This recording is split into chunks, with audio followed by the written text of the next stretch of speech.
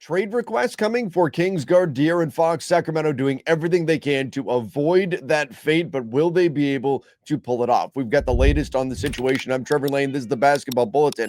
Make sure you subscribe right here to the channel. You know, we're going to keep you up to date on everything going on around the NBA. So over on The Athletic, Sam Amick had this great piece on DeAaron Fox and the current situation with the Sacramento Kings. Fox is a absolutely tremendous player, certainly a star on the rise in the NBA, but according to Amick, the Kings are in the danger zone regarding his future with the club. This is not the path the Kings want to go down.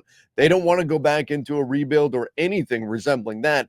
They want to make a playoff push right now, but currently in the Western Conference, Sacramento sitting on the outside looking in, not even a play-in team right now in the West, 13-15 on the season. I still believe this is a playoff caliber team, just the Western Conference is that deep. But Sacramento, things not going well. DeAaron Fox recently had some comments about wanting to win. He wants to stay in Sacramento, but wants to have the ability to win first and foremost. And if he doesn't believe he has the ability to do that in Sacktown, well, we could be heading towards a trade request. So here's what Amick had to say about the situation that Fox's agent, Rich Paul with Clutch Sports, met with Kings general manager Monte McNair before the game against the Lakers, a game in which the Kings lost, to discuss what needs to happen from here. What is the plan in Sacramento?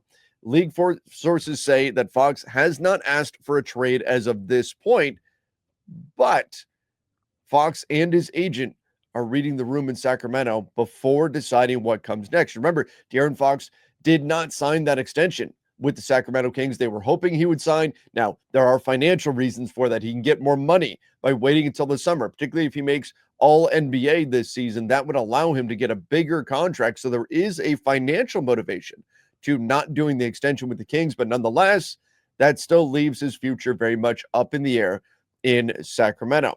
Now, Fox does want to be a player that plays his entire career with one team, but again, winning is the most important thing. And if he doesn't feel like he can do that in Sacramento, someplace else may swoop in and try to steal him away. Specifically, this is the team that I mentioned would be a dangerous one to go grab him. Rival executives monitoring the Fox situation, and league sources say one team in particular, oh my, the San Antonio Spurs is positioning itself to pursue the Houston native as a possible partner for Victor Wembanyama. That would be scary good. DeAaron Fox in San Antonio with Wemby. Oh man, that could be one of the best duos in the NBA. What a great point guard big man combo that you could have there with Wemby and DeAaron Fox. And you know that the Spurs have plenty of assets to go try to pull something off. But again, the Kings are going to do everything they can to avoid that fate, but the Spurs are keeping a close eye on things and are ready to pounce if Fox does indeed hit the market and request a trade. Now, the Kings, as I said, they're trying not to move on from DeAaron Fox. They want to keep him. They want to add firepower to this Kings team right now, but they know in order to get him to consider that extension, we're going to take a look at the contract in just a second. What they're going to have to do is improve this team. So players they're looking at on the trade market right now, they're looking at wings and bigs. Jeremy Grant, John Collins from the Jazz, the Jonas Valanciunas, Kyle Kuzma from Washington. Cam Johnson appears to be on everybody's trade list right now. Teams are calling consistently on him with the Brooklyn Nets, seeing if they can figure out some kind of a deal. And Dorian Finney-Smith as well. However, adding a big-time player like Zach LaVine, Brandon Ingram, that doesn't appear to be in the cards right now. They already made their big-ish move over the summer when they landed DeMar DeRozan. So let's take a look at what the Kings have to work with. First and foremost, Sacramento, right now, in terms of future draft capital they have available to use in a trade, well, they're not in a bad spot here when you're looking at future draft capital. They do have their 2025 first going to the Atlanta Hawks, but it is top 12 protected. And as of right now, given where the Kings sit in the standings, that protection would actually come into play.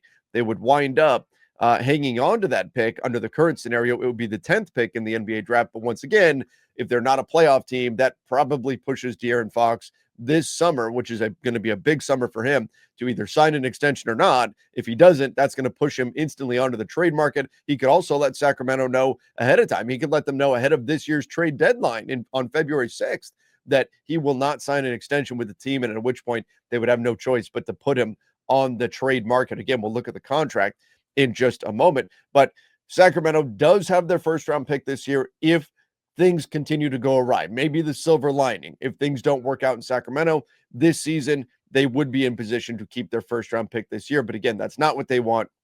They want to make a playoff push and give a pick, say, in the 20s to the Atlanta Hawks. That's the ideal scenario in Sacramento. After that, though, it's really we're looking at a lot of second round draft capital. There is a 2031 first round pick swap.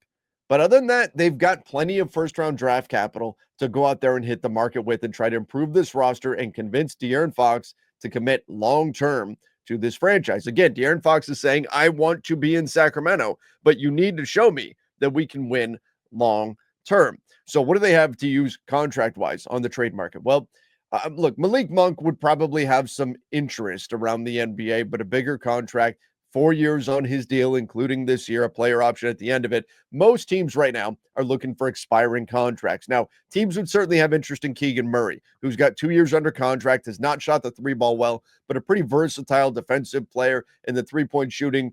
Will regression hit and it finally come back around? He's not shot as well as he did even his rookie season, but hopefully Keegan Murray, the shot will start falling. But he's at 8.8 million this season, 11 million next season. Look, if they come off of their determination to hang on to Keegan Murray, that would open up a lot of possibilities on the trade market for the Sacramento Kings. But let's assume they don't. What do they have? Well, most teams are looking for expiring deals. Trey Lyles is just that, $8 million expiring. Are you going to get a big-time player for that? Are you going to get a difference maker? No, but maybe it puts you in the conversation. You can use Trey Lyles' contract, stack up another one, say Kevin Huerter, get some type of a combo deal going for a Dorian Finney-Smith, a Cam Johnson. Does that get you into the discussion for Kyle Kuzma if you're willing to sacrifice some of your future draft capital? Remember, the Sacramento Kings almost traded for Kyle Kuzma a few years ago when the Lakers instead pivoted and went and got Russell Westbrook. The Kings have had their eye on Kyle Kuzma for a long, long time. He'd be an interesting fit there. I don't know that he's the exact piece that they need, but he certainly is talented and would add more firepower to this roster. So that's the name I'm really keeping an eye on, and you could stack up a couple of salaries. Kevin Huerter's deal, $16.8 million this season, $18 million next season. Now, again, the Wizards would probably not want to take on the $18 million next season from Kevin Huerter, who's not had a great year this year with Sacramento, but they do have the future first-round draft capital that you could add in maybe to ease that concern from the Washington Wizards. And then you attach Trey Lyles, his expiring contract, and off you go. You could be in position there. Keon Ellis, another player that'll have some interest around the NBA as a defensive guard, just 25 years old, only making $2 million, and then as a team option for just over $2 million the following year. And then you've got Devin Carter, the rookie, has not been able to play due to injury. The Kings were really excited about him, but as of this point, has been sidelined. So those are the main pieces the Kings could look to move on from here. You're not moving Sabonis. You're going to do everything you can to avoid trading DeAaron Fox. But I do wonder if this comes to a head even before the NBA's trade deadline with DeAaron Fox. Does he ask out now? Does he ask out sometime in January once we get into 2025? And then the Kings are on the market at this year's trade deadline looking to potentially move on from De'Aaron Fox? Or does Fox give them through the trade deadline, maybe through next summer's free agency period, to figure something out with this roster before ultimately making a determination on whether or not he will sign that extension with them? He is extension eligible this coming summer, and the Kings very much want to get a deal done. But remember, if De'Aaron Fox says, no, I will not sign an extension with you, game over. That's it. He immediately goes onto the trade market and becomes, in my opinion, the top player out there on the market. If De'Aaron Fox, based on the other names that are out there, Jimmy Butler, Brandon Ingram, right? Those are the big names that are out there right now. If De'Aaron Fox suddenly hits the market, boom, top of the list. And the West should be terrified of the idea of De'Aaron Fox teaming up with Wemby in San Antonio. That would make the Spurs a really good team and would be a really unfortunate result for the Sacramento Kings, who again missed the playoffs for 17 straight seasons. It appeared they were back. They got the big acquisition over the summer, landing DeMar DeRozan, and things have just not gone according to plan at this point. The Kings do not want to go back down that rebuild path. They're going to do everything they can to try to find a trade to bolster this roster first. But Rich Paul meeting with the Kings already. Are we headed towards an inevitable breakup?